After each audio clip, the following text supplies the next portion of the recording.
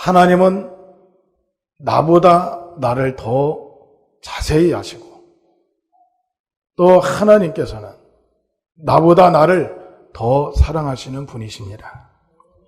누가복음 12장 6절에서 7절 말씀에 참새 5이 아싸리온 2에 팔리는 것이 아니냐. 그러나 하나님 앞에는 그 하나라도 잊어버리시는 바 되지 아니하는도다. 너희에게는 오히려 머리털까지도 다 세신 바 되었나니 두려워하지 말라. 너희는 많은 참새보다 귀하니라. 하나님은 우리의 머리털까지도 다 세시는 분이시다. 그런데 하나님은 아주 싼 값에 팔리는 참새도 그 한 마리도 하나님의 허락 없이는 땅에 떨어지는 일이 없다는 것입니다. 그 하나님께서 우리의 머리털까지도 다 세신 바 되고 우리를 그렇게 사랑하시는 분께서는 말씀하시기를 너희는 참새보다 더 귀하니라. 하나님의 허락 없이는 땅에 떨어지는 일도 없고 모든 일거수일투족이 하나님의 관심 속에 있다는 것입니다. 또 마태복음 7장 9절에서 11절 말씀을 보면 너희 중에 누가 아들이 떡을 달라 하면 돌을 주며 생선을 달라 하면 뱀을 줄 사람이 있겠느냐. 너희가 악한 자라도 좋은 것으로 자식에게 줄 줄 알거든 하물며 하늘에 계신 너희 아버지께서 구하는 자에게 좋은 것으로 주시지 않겠느냐. 생선을 달라고 하는데 뱀을 줄 부모가 어디 있겠나. 떡을 달라고 하는데 돌을 줄 부모가 어디 있겠는가.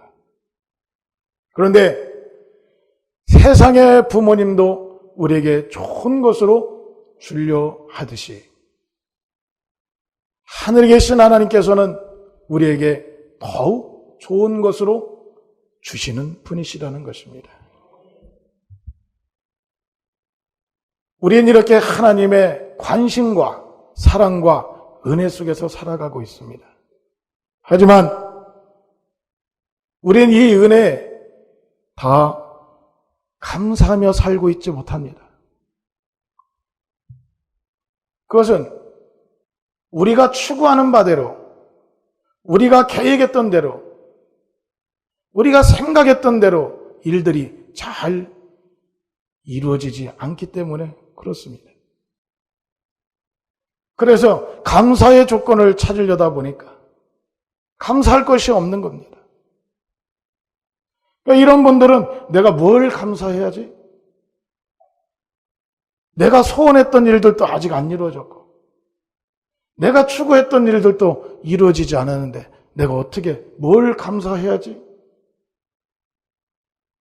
그러면서 하나님께 진정으로 감사해야 될 자들이 하나님께 감사를 하지 못하고 살아가고 있는 것입니다.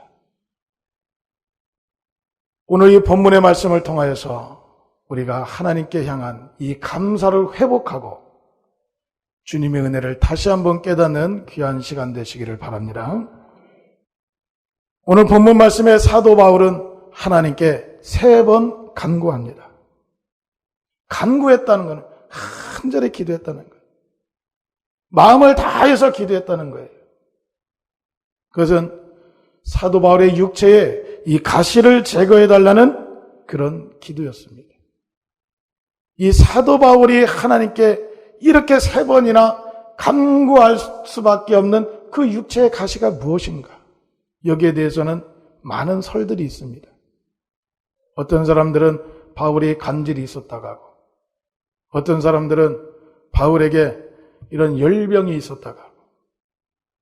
그런데 성경적으로 봤을 때 이 사도 바울에게는 안질이라는 눈병이 있었던 것입니다. 우리 사도행전 9장 3절에서 9절 말씀에 사울이 행하여 다메섹에 가까이 가더니 호련히 하늘로서 빛이 저를 둘러 비추는지라. 땅에 엎드러져 들음에 소리 있어 가라사대 사울아 사울아 네가 어찌하여 나를 핍박하느냐 하시거늘 대답하되 주여 네 시오니까 가라사대 나는 네가 핍박하는 예수라. 네가 일어나 성으로 들어가라. 행할 것을 네게 이를 자가 있느니라 하시니 같이 가던 사람들은 소리만 듣고 아무도 보지 못하여 말을 못하고 섰더라.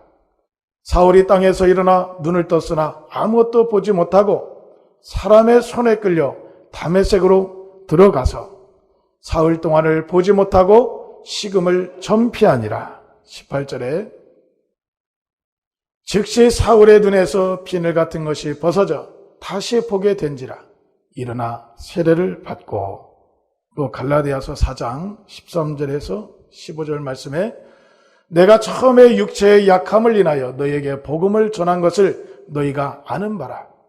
너희를 시험하는 것이 내 육체에 있으되 이것을 너희가 업신여기지도 아니하며 버리지도 아니하고 오직 나를 하나님의 천사와 같이 또는 그리스도 예수와 같이 영접하였도다. 너희의 복이 지금 어디 있느냐? 내가 너희에게 증거하노니 너희가 할 수만 있었다면 너희의 눈이라도 빼서 나를 주었으리라. 아멘. 이 사도 바울이 부름을 받기 전에 이름이 사울이었습니다. 사울이었을 때 이는 막강한 권세를 가지고 사내들인에서 사법권을 가지고 예수 믿는 자들을 예루살렘으로 압송하려는 이런 예수를 핍박하던 자요, 예수 믿는 자들을 핍박하던 자였습니다. 그런데 이 사울이 다메섹을 가다가 예수님의 빛을 보게 되는 것입니다. 그 빛이 얼마나 강했던지 눈을 뜰 수가 없었던 것입니다. 볼 수가 없었던 거예요. 그런데 예수님의 음성을 듣고 그대로 성에 들어가서 이제 아나니아를 통하여서 안수를 받고 예수님의 뜻을 전하고 나니까 그의 눈에서 비늘이 벗겨지면서 그때부터 볼 수 있었던 것입니다. 그런데 그 후로는 잘 본 줄 알았었지만 우리 갈라디아서 4장 말씀에 보니까 너희가 나를 위하여서 눈이라도 빼어서 주었을 것이다. 그렇게 바울을 사랑하고 바울을 따르던 자들에게 바울이 이렇게 고백을 한 것입니다. 그것처럼 바울의 이 안질 때문에 바울은 항상 마음이 편하지 않았던 것입니다. 그건 또 그럴 것이 이 사도 바울에게는 엄청난 하나님의 이적과 능력이 나타났었습니다. 사도행전 19장 11절에서 12절 말씀에 하나님이 바울의 손으로 희한한 능을 행하게 하시니 심지어 사람들이 바울의 몸에서 손수건이나 앞치마를 가져다가 병든 사람에게 옮기면 그 병이 떠나고 악귀도 나가더라. 하나님이 바울을 통하여서 희한한 능력을 많이 행했다는 것입니다. 심지어는 바울이 가지고 있는 손수건이나 앞치마를 가져다가 병든 사람에게 얹어도 그 병이 나서버린다는 것입니다. 물론 귀신 들린 자를 바울이 예수 이름으로 쫓고 병든 자에 가서 안수도 했으나 바울에게 있는 손수건과 앞치마를 가져다가 사람에게, 병든 사람에게 얹었는데도 그 병이 나섰다는 것입니다. 얼마나 대단한 능력을 행했습니까? 또 사도행전 16장 25절에서 26절에 보면 바울과 실라가 간절히 기도할 때 감옥의 옥문이 열려버린 것입니다. 그들을 채우고 있던 족쇄가 다 풀어졌던 것입니다. 놀라운 역사들이 일어났던 거예요. 사도행전 28장 1절에서 6절에 보면 아주 원주민들을 그 섬에 불시착하여서 섬에 들어갔을 때 거기에서 이제 날씨가 추워서 불을 떼는데 독사가 사울의 손가락을 물었는데도 독사가 매달려 있었는데도 바울이 죽지도 않고 쓰러지지도 않고 그대로 살아있는 것입니다. 그걸 본 그 원주민들이 바울에게 저는 신이다. 이렇게 말할 정도로 바울에게는 엄청난 하나님의 이적들이 나타났던 것입니다. 그런데 이런 엄청난 이적을 행하며 병을 고치는 사도 바울에게 아이러니하게도 병이 있었던 것입니다. 이렇게 병을 고치는 사람에게 병이 있다는 것이죠. 많은 사람은 그 사도 바울의 권능을 부러워하고 높이며 그를 막 존경하는데 이런 병 고치는 사람에게 병이 있었다는 거예요.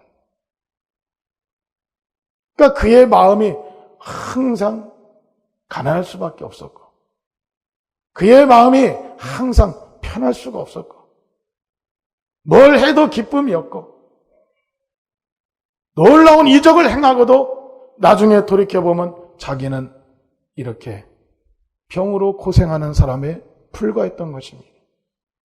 가장 작아지고 가장 낮아지고 가장 약한 모습으로 바울은 항상 생활했던 것이었습니다.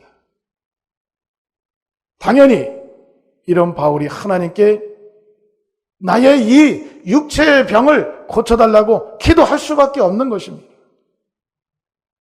바울의 심정이 충분히 이해가 가는 거예요.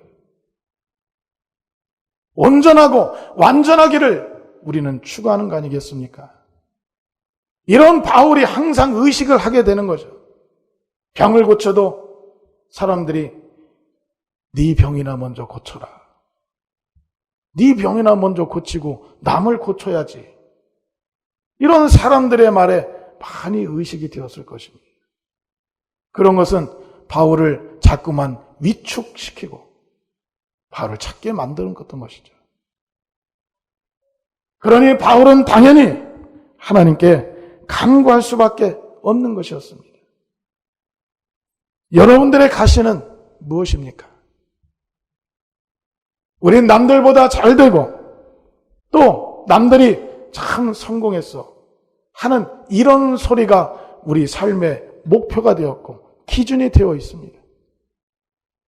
그러다 보니까 그런 삶이 이루어지지 않을 때 사람들은 낙심하게 되고 실망하게 되고 내가 예수를 믿는데 왜 나에게 이런 일이 생기지? 내가 정말 기도 열심히 하고 교회 잘 다니는데 왜 나에게 이런 일이 생기지? 예수 안 믿는 저 사람은 더 건강하고 예수 안 믿는 저 사람은 더 잘 되는 것 같은데 왜 나는 예수를 믿고도 이렇게 잘 안 되지? 이러면서 신앙생활에 대한 회의가 일어나고 또 낙심하는 경우들이 참 많이 일어나는 겁니다. 하지만 바울의 이런 고민과 이 간구함에 하나님의 입장은 달랐습니다. 고린도후서 12장 7절에 보면 여러 계시를 받은 것이 지극히 크므로 너무 자구하지 않게 하시려고 내 육체의 가시 곧 사단의 사자를 주셨으니 이는 나를 쳐서 너무 자구하지 않게 하려 하심이니라. 하나님께서는 사도 바울이 스스로 교만해질까 봐 스스로 높아지는 것을 경계하셨던 것입니다. 그것은 하나님께서 사도 바울을 사랑하셨기 때문에 사도 바울이 교만해지지 않게 하시려는 하나님의 계획이었던 것입니다. 여러분 생각을 해보세요. 안수를 해서 병이 나와도 엄청난 일인데 손수건이나 앞치마를 갖다가 병든 사람에게 얹어도 그런 병이 나으니 얼마나 많은 사람들이 추앙을 할 것이며 얼마나 많은 사람들이 그를 높일 것이며 대단하게 여길 것입니까? 사람은 변하게 되어 있는 것입니다. 그렇게 되다 보면 하나님께 버림을 받게 되는 것입니다. 한때 하나님께 귀하게 쓰임을 받았던 자들이 하나님 앞에 저주받는 자들로 전락되어졌던 것은 바로 교만 때문이었습니다. 특별히 이사야서 14장 15절에서 16절 너 아침의 아들 계명성이여 어찌 그리 하늘에서 떨어졌으며 너 열국을 엎은 자여 어찌 그리 땅에 찍혔는고 내가 내 마음에 이르기를 내가 하늘에 올라 하나님의 뭇별 위에 나의 보좌를 높이리라 내가 북극 지폐의 산 위에 좌정하리라 가장 높은 구름에 올라 지극히 높은 자와 비기리라 하도다 그러나 이제 네가 음부 곧 구덩이의 맨 밑에 빠치우리로다. 자, 그 다음에 우리 에스겔서 28장 14절부터 17절까지 보겠습니다. 너는 기름 부음을 받은 덮는 그룹이며 내가 너를 세우매 내가 하나님의 성산에 있어서 화강석 사이에 왕래하였었도다. 네가 지음을 받던 날로부터 내 모든 길에 완전하더니 마침내 불의가 드러났도다. 내 무역이 풍성함으로 네 가운데 강포가 가득하여 네가 범죄하였도다. 너 덮는 그룹아 그러므로 내가 너를 더럽게 여겨 하나님의 산에서 쫓아내었고 화강석 사이에서 멸하였도다. 네가 아름다움으로 마음이 교만하였으며 네가 영화로움으로 네 지혜를 더럽혔으며 내가 너를 땅에 던져 열왕 앞에 두어 그들의 구경거리가 되게 하였도다. 이 누구에 대한 말이냐면 하나님의 이 빛의 천사 루시엘 천사에 대한 말입니다. 이 루시엘 천사를 위해서는 비파와 소고가 다 준비가 되었고 또 하나님만 다니시는 이 화강석 사이를 다니면서 하나님께 기쁨을 드리던 천사장이었습니다. 그런데 이런 천사장의 모습이 아름답고 빛이 나고 그 목소리가 아름답고 너무나 훌륭하다는 거예요. 오늘 말씀에도 보듯이 네가 영화롭고 완전하더니 그랬습니다. 피조로서는 완전했던 것입니다. 그러니까 모든 천사들이 이 루시엘을 흠모하고 이 루시엘을 높이다 보니까 이 루시엘이 교만해졌던 것입니다. 그래서 나중에는 하나님의 보좌까지도 자기가 찬탈하려는 이런 악한 생각을 갖게 되고 하나님과 비교하려는 이런 교만한 마음이 싹트면서 결국 하나님께 불법을 저질렀던 것입니다. 그래서 하나님은 하늘에서 이 천사장 루시엘을 내어 쫓았고 그와 함께 했고 그를 따르던 모든 천사들까지 다 내어 쫓아버려서 흑암의 심판날까지 가둬두셨던 것입니다. 이 마귀는 루시엘이 변하여 마귀가 된 것입니다. 이 마귀는 하나님 앞에 저주받은 자요. 하나님이 끝까지 여러분 창세기에서부터 요한계시록까지 얼마나 오랜 시간이 걸립니까? 그런데도 하나님은 이 예수님이 오시는 길을 차근차근 오랜 세월 준비하시면서 기필코 예수님을 통하여서 마귀를 멸하셨던 것입니다. 얼마나 하나님께서 증오하셨으면, 얼마나 하나님께서 진노하셨으면 이 마귀를 끝까지 하나님은 저주받게 하셨겠는가? 이런 마귀가 하나님께 저주받게 되었던 계기가 뭐냐? 바로 교만이었던 것입니다. 할렐루야. 이런 교만은 그때부터 하나님의 말씀을 인정하지 않는 것입니다. 그때부터 하나님의 말씀을 거부하는 것입니다. 그때부터는 자기가 알아서 스스로 하겠다고 내세우는 것입니다. 지금도 신앙생활하는 사람들에겐 이런 모습들이 나타나는 경우가 참 많습니다. 단에서 증거되어지는, 성령으로 말미암아 증거되어지는 하나님의 말씀 듣기를 거부하고 이 하나님의 말씀에 불순종하면서 나도 하나님을 알고 나도 하나님에 대해서 많이 배웠다 생각하면서 스스로 모든 것을 하려는 사람들이 있어요. 이런 자들을 미혹의 영은 가로채서 온전치 못한 일을 행하게 하고 자기 사욕을 쫓을 스승을 두어서 결국은 하나님 앞에 불법을 저지르는, 하나님이 원하는 뜻이 아니라 자기의 뜻대로 살다가 결국 하나님께 버림받는 일들이 일어나는 것입니다. 우리가 가장 경계해야 될 것이 바로 교만입니다. 이제 스스로 됐다, 스스로 섰다 생각하는 순간에 우리는 하나님을 의지하지 않는 거예요.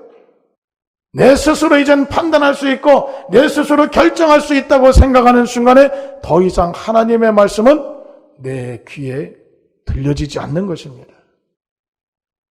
그 무엇보다도 우리는 교만을 경계해야 됩니다. 그런데 이런 교만이 어디에서부터 싹 트냐면 바로 욕심에서부터 생기는 것입니다. 야고보서 1장 13절에서 15절 말씀에 사람이 시험을 받을 때 내가 하나님께 시험을 받는다 하지 말지니 하나님은 악에게 시험을 받지도 아니하시고 친히 아무도 시험하지 아니하시느니라. 오직 각 사람이 시험을 받는 것은 자기 욕심에 끌려 미혹됨이니 욕심이 잉태한 즉 죄를 낳고 죄가 장성한 즉 사망을 낳느니라. 욕심이 있다 보면 내 뜻이 살아나기 시작하는 것이고 내가 추구하는 바가, 내가 목표하는 바가 서서히 살아나기 시작하는 것입니다. 그러면서 하나님께서 내게 허락하신 삶이 아니라 이제는 내가 추구하는 삶을 살기를 원하는 것이고 내가 목표하는 수준에 이르기를 원하는 것입니다. 그러면서 이제 자기의 모든 계획과 자기가 세우는 목표에는 하나님이 계시지 않는 거예요. 하나님을 제외하고 하나님을 잊어버린 상태에서 자기가 추구하는 그런 계획과 목표를 이루려는 사람으로 전락되어져 버리는 것입니다. 이런 자를 하나님은 기뻐하지 않는 것입니다. 창세기 6장의 5절에서 6절을 보면 여호와께서 사람의 죄악이 세상의 관영함과 그 마음의 생각의 모든 계획이 항상 악할 뿐임을 보시고 땅 위에 사람 지으셨음을 한탄하사 마음에 근심하시고 가라사대 나의 창조한 사람을 내가 지면에서 쓸어버리되 사람으로부터 육축과 기는 것과 공중의 새까지 그리하리니 이는 내가 그것을 지었음을 한탄함이니라 하시니라. 이 세상에 하나님 앞에 죄악이 관영했다는 거예요. 죄악이 막 창궐하게 일어났다는 거예요. 그것이 무엇이냐? 5절에 보면 그 마음의 생각의 모든 계획이 항상 악하였다는 것입니다.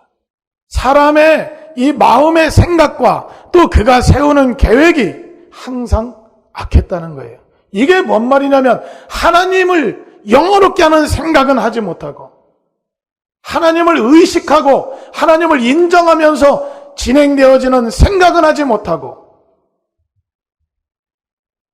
하나님이 없는 자기가 추구하는 목표만을 이루려는 계획을 세우고 있었다는 것입니다. 이런 계획은 하나님께 인정받지 못하는 것입니다. 이런 자들은 하나님께 버림받을 수밖에 없는 것입니다. 이런 계획을 세우는 자들은 자기의 이 욕심을 이루기 위해서 거기에 집착하다 보면 예배도, 감사도, 전도도, 기도도, 봉사도 다 뒤로 하고 자기가 세우려는 계획에만 집착하게 되는 것입니다. 그때부터는 예배도 중요한 것이 아닙니다. 오히려 예배가 자기의 일을 방해하는 것이 되는 거예요. 그때부터 기도도 중요하지 않습니다. 자기가 근심하고 걱정하는 게 더 크고 더 지금 필요하다고 여기지. 그런 사람은 기도할 수 있는 여유가 없는 거예요. 그런 사람은 또 감사할 조건이 없는 거예요. 왜 그런가 하면 이렇게 욕심으로 세우고 하나님이 없이 세우는 계획과 목표는 기대치를 높게 잡을 수밖에 없는 것입니다. 그러므로 인해서 이 기대치를 이루지 못하면서부터 스스로 만족이 없는 삶을 살게 되고 급기야는 계획대로 이루어지지 않았을 때는 실패의 수렁에 빠지고 거기서 낙심하고 괴로움으로 인해서 신앙도 포기하고 결국 삶도 포기하는 일들이 일어나는 것입니다. 이런 삶은 자신뿐만 아니라 어느 누구에게도 선한 영향력을 끼칠 수가 없고 오히려 예수님의 이름을 욕되게 만들기도 하는 것입니다. 욕심을 내려놔야 되는 것입니다. 주님 안에서 내가 믿음으로 추구하고 침노하고 하늘의 복을 빼앗는 것에서는 우리가 욕심을 내야겠지만 하나님이 없이 내가 세상 사람들이 추구하는 삶을 내가 이루려는 이런 욕심들을 우리는 버려야 되는 것입니다. 로마서 12장 2절에서 3절에 너희는 이 세대를 본받지 말고 오직 마음을 새롭게 함으로 변화를 받아 하나님의 선하시고 기뻐하시고 온전하신 뜻이 무엇인지 분별하도록 하라. 내게 주신 은혜로 말미암아 너희 중 각 사람에게 말하노니 마땅히 생각할 그 이상의 생각을 품지 말고 오직 하나님께서 각 사람에게 나눠주신 믿음의 분량대로 지혜롭게 생각하라. 하나님은 우리에게 필요한 대로 공급하고 계시다는 것입니다. 이미 사도 바울에게도 하나님은 육체의 가시를 준 것은 그가 교만하여 하나님께 버림받을까? 하나님은 사도 바울을 사랑하기 때문에 그렇게 행했던 것입니다. 우리는 항상 좋은 일이 일어나야 되고 평안한 일이 일어나야 되고 아무 문제도 없어야 그게 복이라고 생각을 했었는데 하나님은 그것도 복이지만 하나님 앞에서 내가 버림받지 않는 것, 하나님 앞에 내가 교만한 자가 되지 않는 것, 항상 하나님의 말씀에 순종할 수 있는 겸손한 자가 되는 것이 하나님께는 더욱 크고 더욱 중요하고 이것이 우리에게 주신 하나님의 크신 은혜요, 복이었다는 사실입니다. 그런데 우리는 그 은혜를 몰랐던 것입니다. 하나님께서는 이미 우리에게 은혜를 족하게 주고 계셨는데 우린 그런 은혜에 감사를 하지 못했던 것입니다. 왜 그런가 하면 욕심이 잉태가 되었고 그러니까 결국 내 자신이 살아나고 내 뜻이 살아나고 내가 추구하는 바가 살아나다 보니까 하나님의 은혜 또 영적인 일들은 묻혀버렸던 것입니다. 그래서 사도 바울은 오늘 로마서 12장 3절에 그렇게 말씀하신 거예요. 내게 주신 은혜로 말미암아 너희 중 각 사람에게 말하노니 마땅히 생각할 그 이상의 생각을 품지 말고 오직 하나님께서 각 사람에게 나눠주신 믿음의 분량대로 지혜롭게 생각하라. 할렐루야. 내 영혼을 위해서 먼저 생각할 수 있어야 한다는 것입니다. 내가 네 영혼을 살리기 위하여 내가 네 영혼을 구원하기 위하여서 모든 고난과 고통과 조롱과 멸시를 참으면서 너를 위해 죽어주었건만 어찌하여 네 영혼은 오늘 또 헐벗고 어찌하여 너는 네 영혼이 가난한 걸 깨닫지 못하고 영적인 거에는 무관심하고 네 영혼이 잘되게 하는 일에는 관심도 없는 이런 하나님 앞에 온전치 못한 삶을 살고 있느냐. 여러분, 우리가 예수님 앞에 설 때에는 우리 육체의 모습으로 가는 게 아닙니다. 우리 영혼의 모습으로 가는 것입니다. 그때 헐벗은 영혼, 굶주린 영혼, 온전치 못한 영혼은 위로받을 수가 없는 것입니다. 오히려 주님의 더 큰 진노를 받을 수밖에 없는 것이고, 오히려 주님 앞에 더한 저주를 받을 수밖에 없는 것입니다. 우린 이 땅에서 주님이 죽으시면서까지 살려주신 우리의 영혼을 잘되게 하는 일에 힘써야 되는 것입니다. 내 영혼이 부유함이 되는, 부유케 되는 일에 우린 더욱 시간을 투자할 수 있어야 되는 것이고, 여러분들의 마음을, 여러분들의 여유를 투자할 수 있어야 되는 것입니다. 그럴 때 하나님이 그 영혼을 보시고 우리를 반갑게 맞아주시고 우리를 기쁘게 맞아주시는 것입니다. 할렐루야. 내가 아무리 어떤 일을 계획하고 추구한다 할지라도 예배를 잃어버린 일은 하나님이 기뻐하는 일이 아닙니다. 내가 기도할 시간조차 없는 일은 하나님이 원하시는 일이 아닙니다. 우리 잠언서 16장 9절에 사람의 마음으로 자기의 길을 계획할지라도 그 걸음을 인도하는 자는 여호와시니라. 우리의 모든 계획이, 우리의 모든 길이 하나님이 기뻐하시고 하나님이 인정하시는 것을 선택하고 여러분들은 추구해야 되는 것입니다. 그런 자가 복을 받는 자요, 그런 자가 주님의 은혜를 지속적으로 공급받는 자인 것입니다. 그래서 하나님은 우리 스스로가 강한 것이 아니라 우리는 약해지고 하나님은 영광을 받으시고 하나님의 능력을 나타내시기를 원하고 계십니다. 오늘 고린도후서 12장 9절에 내게 이르시기를 내 은혜가 내게 족하도다. 이는 내 능력이 약한 데서 온전하여짐이라 하신지라. 이러므로 도리어 크게 기뻐함으로 나의 여러 약한 것들에 대하여 자랑하리니 이는 그리스도의 능력으로 내게 머물게 하려 함이라. 아멘. 내가 약해질 때 비로소 주님은 높아지시는 것이구나. 우리 요한복음 3장의 30절, 제가 항상 마음에 뒀던 말씀입니다. 시작. 그는 흥하여야겠고 나는 쇠하여야 하리라 하니라. 내가 흥하게 되면 그는 쇠하여질 것이다. 그러나 그가 흥하게 되기 위해서는 내가 쇠하여져야 될 것이다. 할렐루야. 그래서 하나님의 이 참된 구원을 예수님께서 이루실 때에도 예수님은 가장 약한 모습으로, 가장 무능력한 모습으로 죽으셨던 것입니다.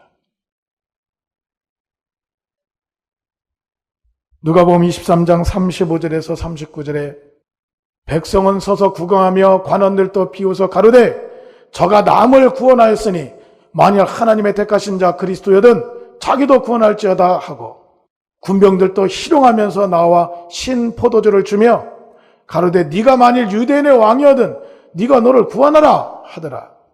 그의 위에 이는 유대인의 왕이라 쓴 패가 있더라. 달린 행하자 중에 하나는 비방하여 가로되 네가 그리스도가 아니냐 너와 우리를 구원하라 하되. 예수님의 이 십자가에서 죽으시는 모습을 바라봤던 많은 사람들이 전부 다 예수님을 다 비웃었던 거예요. 남은 구원하면서 너는 구원하지 못하냐? 남의 병을 고치고 남은 살리면서 너는 십자가에서 내려오지도 못하냐? 네가 정말 하나님의 아들이거든 내려와서 너도 구원하고 우리도 좀 구원해라. 많은 사람들은 이렇게 생각을 하는 것이죠. 유대인들은 지금도 예수님을 믿지 않습니다. 인정하지 않습니다. 왜 그런가 하면 자기들이 기다리는 메시아는 마구간에서 태어나는 그런 메시아가 아닙니다. 그들이 기다리는 그 메시아는 이런 목수의 일이나 하는 그런 사람의 자식으로 태어나는 자가 아닙니다. 그들은 메시아라고 한다면 하늘에 막 천군을 증원시키고 그들을 동원하여서 불마차와 불병거를 이끌고 세상에 내려와서 세상을 주관하고 다스리는 이런 메시아를 기다리고 있는 것입니다. 그러나 하나님은 약함을 통하여서 일을 하고 계셨던 것입니다. 예수님은 가장 약한 모습으로 가장 무능력하게 십자가에서 달려 죽으셨어요. 조롱하면 조롱을 받고 멸시하면 멸시를 당하고 창으로 옆구리를 찔리면 찔리고 못으로 다리를 손을 박으면 박히면서 죽어주셨던 거예요. 그러나 예수님의 그 연약한 약함의 죽으심으로 인하여서 온 인류가 죄에서 용서받는 역사들이 일어나는 것이고 온 인류에게 하나님의 구원이 보편적으로 모든 자들에게 주어지는 이 놀라운 역사를 이루셨던 것입니다. 그래서 하나님은 하늘에 있는 자들과 땅에 있는 자들과 땅 아래에 있는 모든 자들로 무릎을 예수의 이름에 꿇게 하시고 모든 입으로 예수를 주라 신하여 하나님 아버지께 영광을 돌리게 하셨습니다. 세상 사람들은 대단하고 거창하고 크게 일을 하는 걸 그것이 성공했다고 말하지만 하나님은 더 큰 지혜와 능력은 약한 데서 오는 것이다. 이 약함을 통하여서 하나님은 더 크게, 하나님의 능력은 더 크게 나타나게 되는 것입니다. 그래서 고린도전서 1장 26절에서 29절에 보면 형제들아 너희를 부르심을 보라 육체를 따라 지혜 있는 자가 많지 아니하며 능한 자가 많지 아니하며 문벌 좋은 자가 많지 아니하도다. 그러나 하나님께서 세상에 미련한 것들을 택하사 지혜 있는 자들을 부끄럽게 하려 하시고 세상에 약한 것들을 택하사 강한 것들을 부끄럽게 하려 하시며 하나님께서 세상에 천한 것들과 멸시받는 것들과 없는 것들을 택하사 있는 것들을 폐하려 하시나니 이는 아무 육체라도 하나님 앞에서 자랑하지 못하게 하려 하심이라. 할렐루야. 능력은 내가 있는 게 아닙니다. 어떤 사람은 전도할 때 그러니라 저 같은 사람이 무슨 전도를 합니까? 제 형편이 이렇고 제 삶이 남 앞에 자랑할 만한 수준도 안 되는데 저 같은 사람이 어떻게 전도합니까? 전도하려면 많은 사람이 부러워하고 인정할 만한 좀 그런 삶을 살면서 전도해야죠. 이렇게 말을 해요.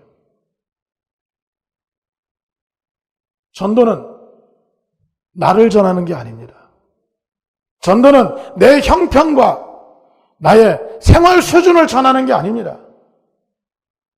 나는 그저 성령님의 강권하신 인도하심 따라 나를 통하여서 전도하고 싶은 성령의 그 소육대로 쓰여지는 것이 가장 복 있는 자인 것입니다.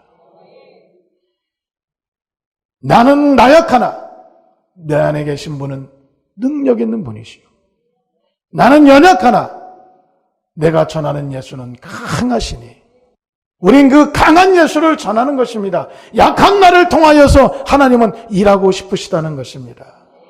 나를 내세우지 않고 오히려 내가 많은 사람들 앞에서 대단한 사람이어서 하나님은 죽어지고 내가 높아지는 이런 일을 하나님은 경계하시는 것입니다. 우리는 하나님 앞에 정말 작은 자입니다. 그런데 작은 자인지도 모르고 높은 줄 압니다. 대단한 줄 압니다. 그러면서 대단한 척을 하지만 우리는 하나님 앞에 아주 약한 자입니다.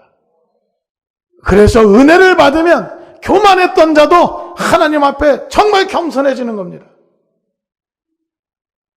많은 사람 앞에 내가 정말 영광 받으며 나타나고 싶은데 내가 이렇게 병든 모습으로 내가 이렇게 실패한 모습으로 내가 이렇게 약한 모습으로 아이고 나는 교회 못 가.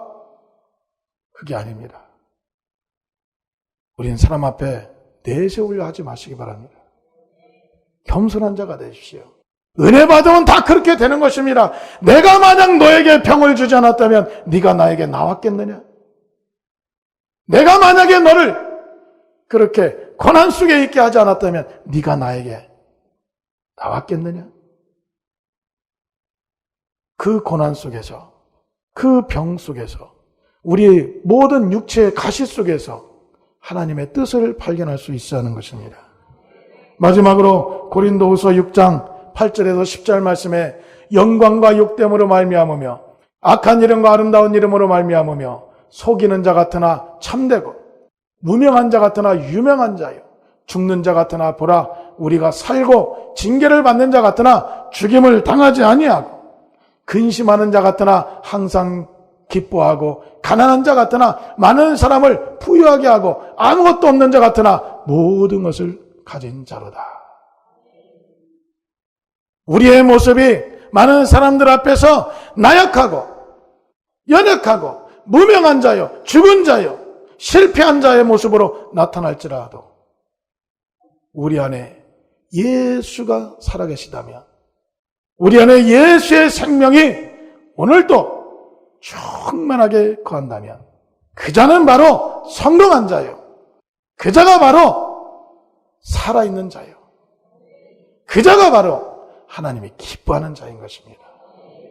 여러분, 비춰주는 모습에 의하여서 우리가 위축되거나 기뻐하는 자가 아니라 어떤 환경 속에서도 내 안에 예수의 은혜가 있음에 감사할 줄 아는 자가 되어야 되는 것입니다.